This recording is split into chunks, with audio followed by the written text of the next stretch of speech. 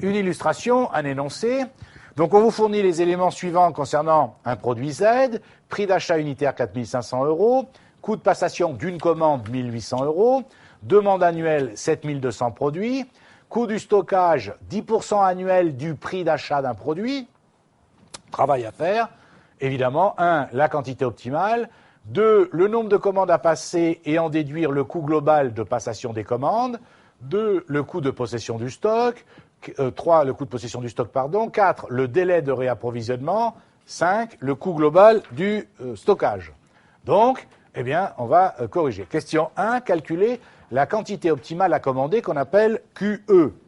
Alors, je vous rappelle que là, je vais vous faire pareil.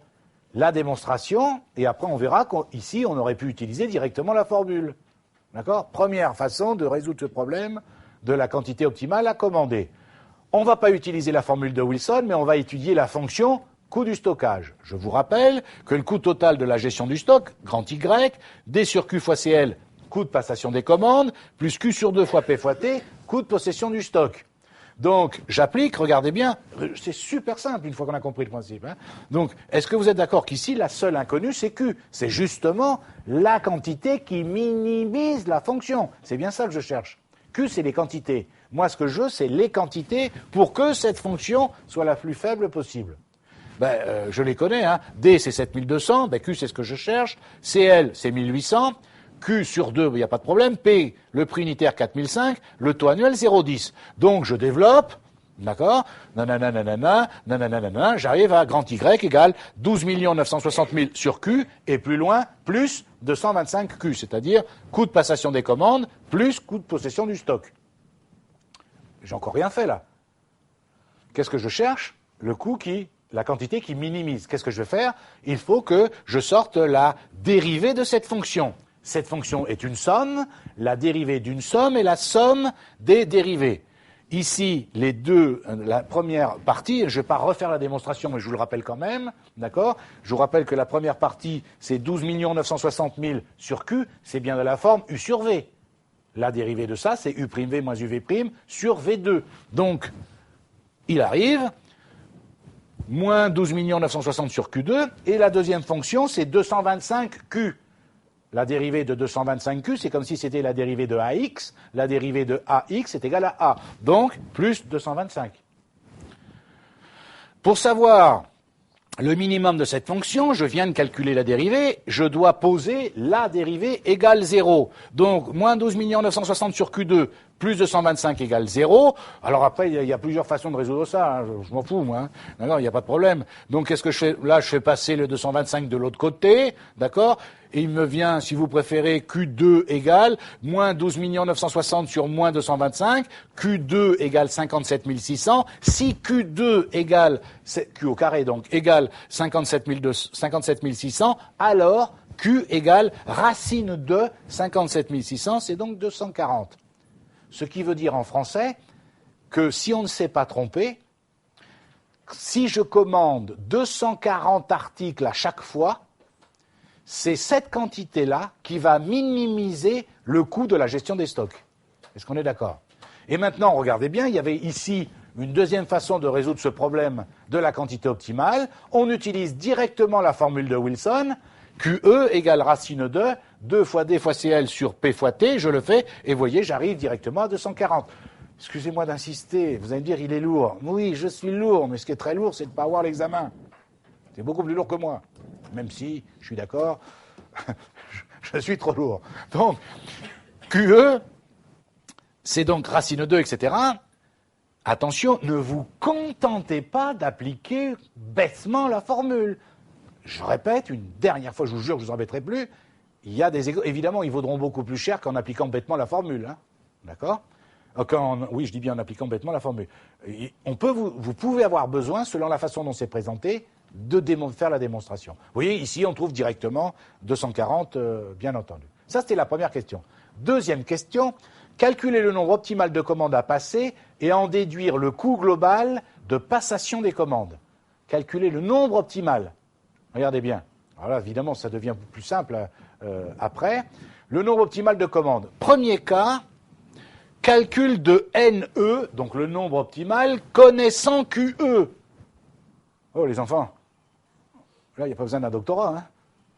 D'accord? Puisque je sais que QE, c'est le nombre de commandes que je dois... le nombre, la quantité que je dois passer, commander à chaque fois pour minimiser le coût, c'est combien la quantité à chaque fois? 240, on vient de le calculer. Combien vous consommez sur la période? Vous le savez, 7200. Qu'est-ce que vous voulez? Ça veut dire que la quantité économique est donc de 7200 divisé par 240, ça fait 30. Vous voyez, c'est que du bon sens, ça. Une fois que j'en ai trouvé un, vous comprenez que je trouve tout le reste. Mais il y a une deuxième façon, et on pourrait vous le demander, je vous le dis, et c'est pas pour rien que je vous fais ça. Deuxième façon, on vous demande de calculer directement NE sans passer d'abord par QE. La démonstration, on pourrait la refaire. Je ne vais pas la faire, je vous donne directement la formule, parce qu'on ne va pas vous demander la démonstration, là, par contre. On utilise la formule de Wilson qui permet de donner directement le calcul de NE. Eh bien, NE, c'est racine de D fois P fois T sur 2 fois CL. Et je l'applique ici, et vous voyez que je trouve 30 aussi. Bien sûr, en déduire le coût de passation des commandes. Le coût de passation des commandes, c'est le nombre de commandes multiplié par le coût de lancement d'une commande. D'accord? Je vous rappelle qu'on vient de dire que l'optimum pour minimiser le coût de la gestion du stock, c'est 30 commandes, que chaque commande coûte 1800. Ça veut dire que le coût de passation des commandes, ici, c'est 54 000 €. Maintenant, le coût de possession du stock. Je vous rappelle que le coût total de possession du stock, c'est Q sur 2 fois P fois T. Là, Q sur 2, vous vous souvenez? Q sur 2, la quantité économique, on a bien dit que c'était 240. 240 divisé par 2, multiplié par P, 4500 ici, multiplié par T, 0,10. 54 000 €. Vous vous souvenez ce que je vous disais tout à l'heure? Oui? Vous voyez que je suis sûr d'avoir été cohérent, parce que quand j'ai dit c'est 240, écoutez bien encore, écoutez bien, ne vous inquiétez pas, on va faire une pause, je vous vois tremblant, sous la somme à apprendre. Ne vous inquiétez pas. Encore une seconde, monsieur le bourreau. Regardez bien. Quand on a trouvé 240, si on s'arrête là, est-ce que vous comprenez que vous n'avez aucun moyen de savoir? Vous avez pu faire une erreur quelque part, comme moi ça m'arrive malheureusement. Donc il faut quand même aller vérifier que le coût de passation égale le coût de possession. Je vous rappelle que c'est la seule façon d'être sûr et certain qu'on a été cohérent. Mais si vous vous arrêtez, vous donnez la réponse 240 points, en disant ça y est, j'ai 20 sur 20. Mais une minute pour vérifier quand même qu'avec 240, votre coût de possession égale le coût de possession. Parce que si ce n'est pas le cas, c'est que vous êtes trompé quelque part. Or ici, justement, ça tombe bien, puisqu'on vient de dire que le coût de passation des commandes, c'est 30 fois 1800, ça fait 54 000, et que le coût de possession du stock, on vient de le voir, 240 divisé par 2 fois 4500 fois 0,10, ça fait aussi 54 000. On est d'accord? On continue et on finira après. Question 4, calcul du délai optimal de réapprovisionnement TE. Alors pareil, TE, ça veut dire quoi? C'est tous les combien faut-il être livré? Alors vous avez une première solution, calcul de TE connaissant NE. Ça, si le délai à ce moment-là, c'est 360, on simplifie, hein. M'embêtez pas avec les années bissextiles et les années saturniennes. D'accord? Ok, par convention, dans le cas d'un examen, on va vous dire 360 jours. On est d'accord? Ok? Donc 360 divisé par le nombre de commandes passées dans l'année. 360 divisé par 30, ça fait 12. Qu'est-ce que ça veut dire? Ça veut dire que tous les 12 jours, il faudra être livré. Et vous êtes d'accord qu'on le verra plus tard, parce que ce qu'on va vous demander aussi, indépendamment de ça plus tard, attention, c'est la date de commande. D'accord? Là, on dit juste, tous les 12 jours, il faudra être livré. S'il y a 5 jours de délai de livraison, ça veut dire qu'il faudra passer la commande 5 jours avant, hein, tout simplement. La date de commande intervenant X jours avant la livraison, bien entendu. Ça, c'est la première façon. Eh bien, il y a une deuxième façon, et là, je vous ai pas fait la démonstration, on s'en fout. Ne m'embêtez pas en me disant, je veux absolument la démonstration. Non, je vous en ai déjà donné 2 pour QE, NE, d'accord? Pour TE, on y arriverait de la même façon. Deuxième cas, on vous demande de calculer directement TE sans passer par QE ni NE. Donc, TE égale, je suis désolé, racine de 2 fois CL fois 360 divisé par D multiplié par P fois T sur 360. Autrement dit, TE égale racine de 2 fois CL fois 360 au carré divisé par D fois P fois T. Je vous le démontre, et vous voyez que j'arrive bien à 12 également. On est d'accord? Donc voilà. Et entre nous, quand on connaît QE, qu'on connaît NE, d'accord, ok, pour avoir TE, il n'y a même pas besoin, enfin bon, d'accord. Mais je vous donne quand même la formule si jamais on vous le demandait.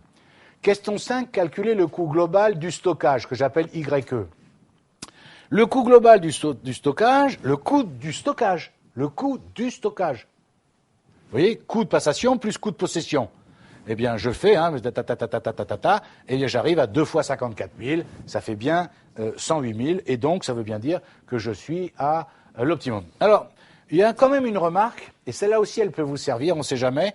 À partir de la formule de Wilson, on peut calculer directement le coût total optimal de la gestion de stock en écrivant que YE, c'est égal à racine de 2 fois D fois CL fois P fois T. Et si je le fais, vous voyez, j'arrive directement à 108 000.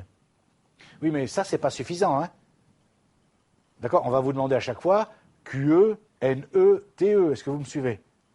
Mais sachez que pour retrouver les 108 000, on peut aussi faire racine carrée de 2 fois D fois CL fois P fois T.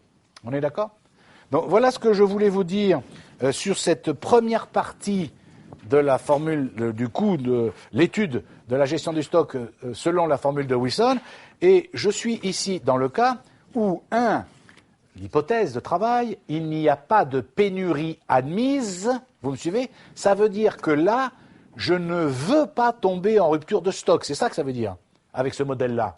Ça veut dire que je veux je veux toujours satisfaire la demande potentielle. Est-ce que vous me suivez? Je ne veux pas tomber en rupture de stock. Très bien, 1. Et 2, je vous rappelle que je suis dans le cas où la gestion se fait sur une période annuelle. Dans le cours prochain, nous allons refaire la même chose, c'est-à-dire toujours le modèle de Wilson, toujours il n'y a pas de pénurie admise, mais cette fois-ci, la période ne sera pas l'année. D'accord? Un petit peu plus compliqué, il faudra faire attention.